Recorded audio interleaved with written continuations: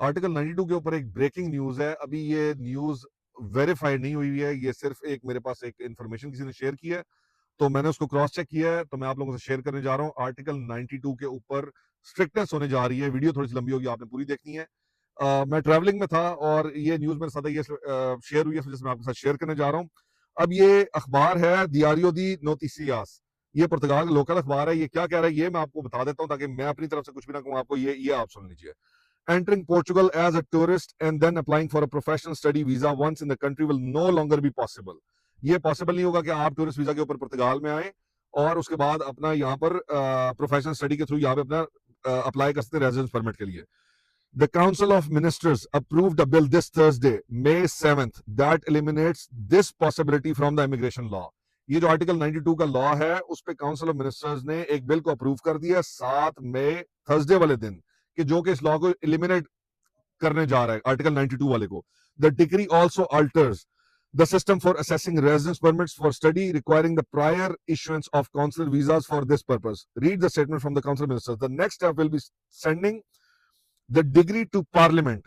अभी ये ministers of council की तरफ से अप्रूव हो चुका है और अब ये दूसरा स्टेप इसका ये पार्लियामेंट में जाएगा। पार्लियामेंट में फिर इसके ऊपर वोटिंग होती है और फिर वोटिंग होने के बाद आपको प्रोसेस पता है कि वो फिर प्रेसिडेंट के पास जाता है। अगर कॉन्स्टिट्यूशनल तो ठीक है, प्रेसिडेंट साइन करते हैं या उसको वीटो कर सकते हैं या उसको वो कॉन्स्टिट्यूशनल कोर्ट में भेज सकते हैं।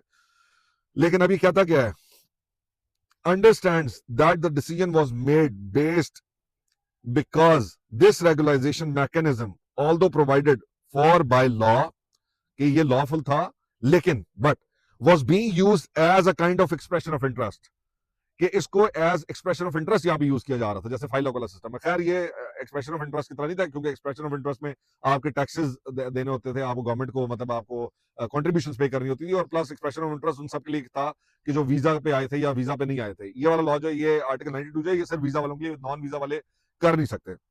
आगे वो क्या कह रहे हैं, many immigrants specially Brazilians have been coming to Portugal without a consular visa and once in the country enrol in vocational schools. अब यहाँ पर थोड़ी सी देखें, यहाँ पर अब थोड़ी सी बात थोड़ी चेंज है, क्योंकि वो कह रहे हैं specially Brazilians have been coming to Portugal without a consular visa. अब आप विदाउट काउंसलर वीजा के आ रहे हैं यहाँ पे और तब आप ये अप्लाई कर रहे हैं, तो इसमें थोड़ा सा तजाद आ रहा है इस बात के अंदर। इस न्यूज में अपना ही आपस में ही तजाद है। Several influencers have been promoting this method on social media like me also. तो जाहिर है जब लॉ है तो हम तो करेंगे भाई, हमारी रजिस्टर्ड कंपनी है, हम हमारा काम है, हम तो उसको जो है अपनी एडवर्टाइजमेंट तो करेंगे और लॉ लोगों तक पहुंचाएंगे। तो फिलहाल ये लॉ अभी भी लॉ ही है, आर्टिकल 92 अभी इंटैक्ट है, लेकिन अभी इस पे बात होने जा रही है क्योंकि ओवरऑल पुर्तगाल के अंदर और ईयू के अंदर इमिग्रेशन के लॉ को स्ट्रिक्ट किया जा रहा है। तो आने वाले वक्त में देखते हैं कि होता क्या है। ये एक इंपॉर्टेंट न्यूज थी, एक ब्रेकिंग न्यूज थी, मैंने सोचा आप लोगों के साथ शेयर कर दूं। हालांकि मैं थका हूं, बहुत ज्यादा सफर में हूं, लेकिन फिर भी ये इंपॉर्टेंट था आप लोगों तक डिलीवर करना। अकाउंट को फॉलो कर लीजिए। Thank you very much.